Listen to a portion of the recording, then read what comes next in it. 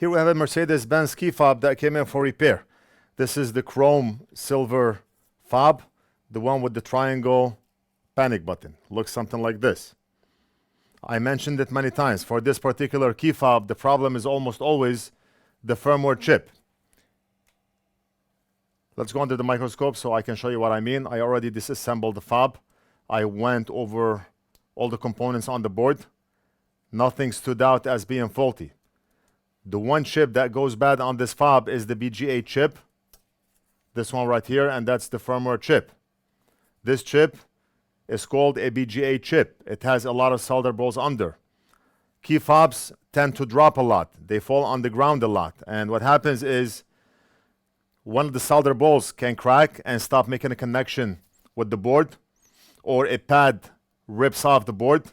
Very common on this model key fob. Or a pad rips off from the IC itself. Since I did not find anything wrong with this key fob and the fob is not working, what we're gonna do is take out the chip, reball the chip, and transfer that chip to another similar donor key fob, a good working donor key fob. We have over 600 key fobs in the shop here that we use as donors. Most of them are working and some of them are not working. I picked a good working key fob to transfer that chip onto. You can tell the fob is blinking when I press on the button. And I also tested the fob using a fob tester. Okay, we do have frequency. You cannot see a thing. And we have IR.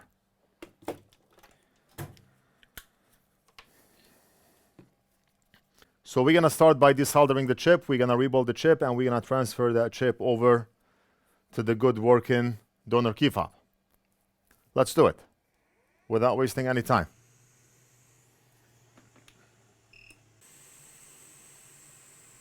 I have that chip labeled with the silver pen so I do not confuse the chip with any other chip that I may have on my bench. We work on Benz key fobs every single day. Whether it's this chrome triangle key fob or the chrome circular key fob or the black one.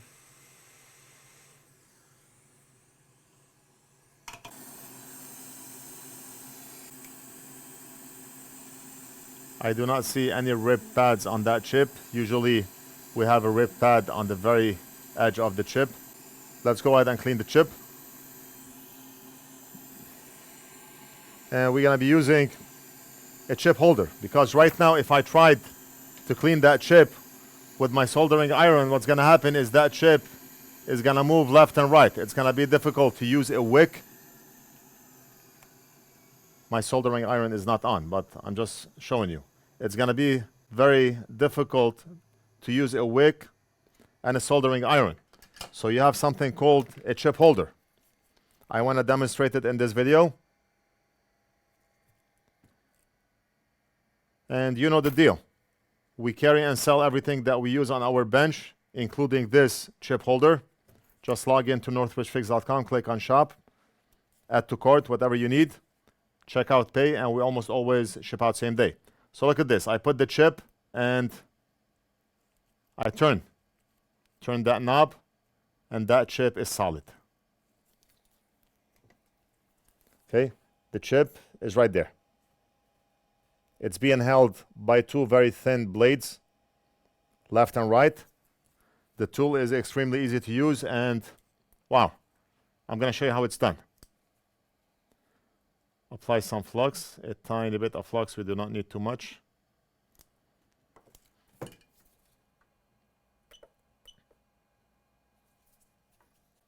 Now we can add leaded solder to make the wicking process easier, but for this tiny chip, it doesn't really matter. What we're gonna do is, my soldering iron is on. And look at this. Look at how that chip holder is holding the chip in place. Wow. It makes the whole process so easy.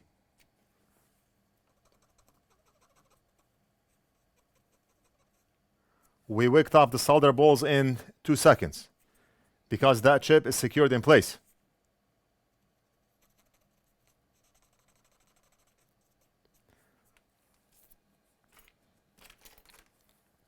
Now, twist, turn the knob, let go, and we're going to put that chip down on the bench. Grab a stencil. And one Russian guy came into the shop and he brought me that stencil. I was working on a Mercedes-Benz key fob and I was using another stencil. So he said, I have one that may fit your purpose better. So he made me this one here. It's just a regular stencil, but he taped it all around. And now that stencil fits perfect. Now you can use any stencil as long as the stencil aligns with the pads on the chip, and as long as the holes are big enough so you can put enough solder on those pads. I'm going to put Captain tape on the sides so we can secure that stencil over the chip and we do not have to worry about that chip moving like you see now. So I put Captain tape right here and I'm going to put one on the edge right here, and that Captain tape was already on my bench, so you see that it was used.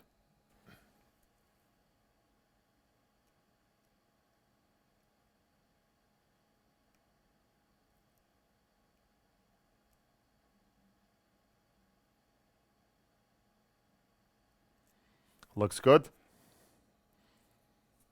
Micro alignment where I poke the chip with this needle probe that we also carry and sell on our site. I poke it and I move it. Micro movements. That chip is tiny, really tiny. Now we need solder paste. Whatever I'm using here is available on our site. I keep mentioning this for all new viewers on the site, on the channel. What site?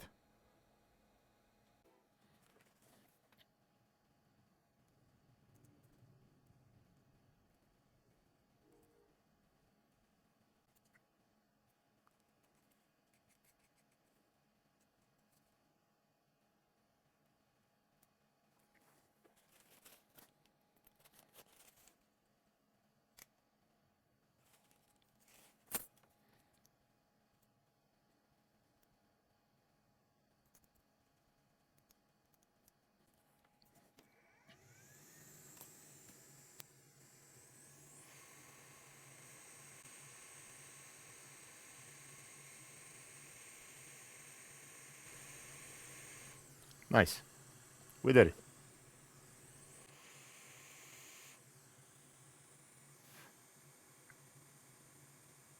Very nice.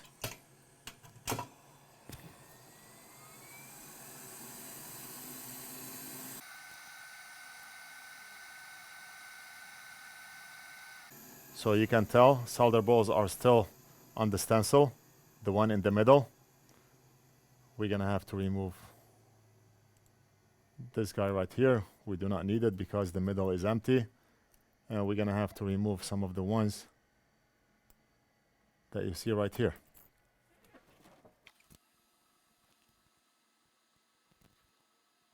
Perfect. We can put that chip back on the chip holder.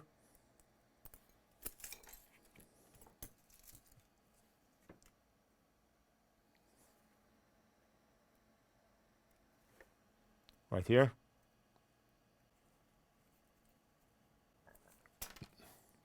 Apply some flux.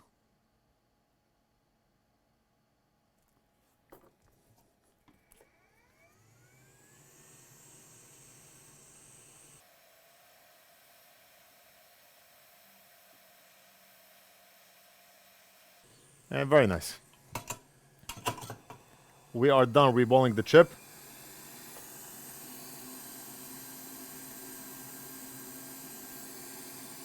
We did an awesome job. Now all we have to do is solder that chip to the donor good working key fob.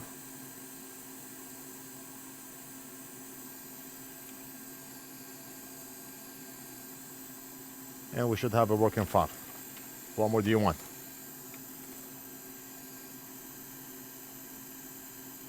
Look at this.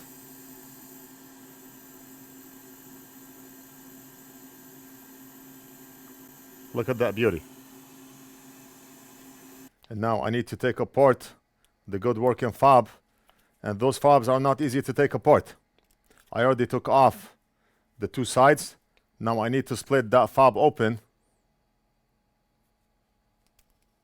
and I'm using this very thin pry tool to just make room in the middle, and then I can use a bigger prying tool to split the fob open. It's a multiple step process, but they do not make this fob easy to open. You see, I got that prying tool in between the sandwich. Now I can use something like this. Look at my glove.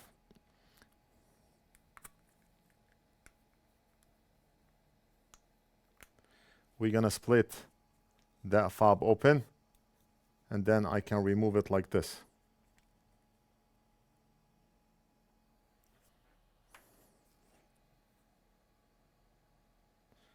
And this fob is different than the one that we have. This fob does not have a BGA chip. Look at this. Like I said, I have a lot of donor fobs, but this one in particular is not going to work. So we're going to put it on the side if we need it in the future. Now, right off the bat, I have a lot of similar fobs right here. You have all this box. You have this heavy bucket filled with fobs. You have this bag filled with donor fobs. I have about 10 different bags and boxes, different model key fobs that we use every day to fix other key fobs.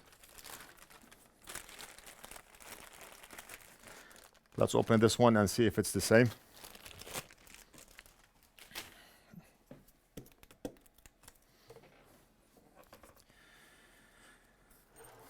I'm gonna take a minute and I'll be back.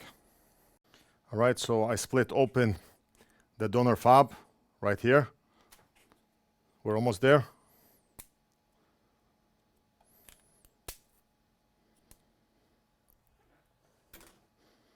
And is that the same fob? And this fob is also different. What's going on? We're gonna have to open a lot of donor key fobs to find one. Look at this one. That's the customer's original key fob, and that's the donor one that I just opened. That's the second donor board that I opened, and it's not the same fob. What can you do? They look the same from the outside, but we have to open them to know how the inside looks like. I'm gonna pause the video, and I'm gonna open a few more. Hopefully we can find the same fob, and I'll be back. I opened another one, and it's also different. Now, I do not know if we can use this different fob to put the chip on, but the customer's fob has a big coil in the middle. Look at this one. You see that big coil in the middle? This one does not. It doesn't have one. How different is this fob? Now, some fobs, they have more features than other fobs, so we cannot just swap the chip on any fob, even though swapping the chip on this fob may work to lock, unlock, and turn the car on, but maybe it's going to disable some features. We do not want that.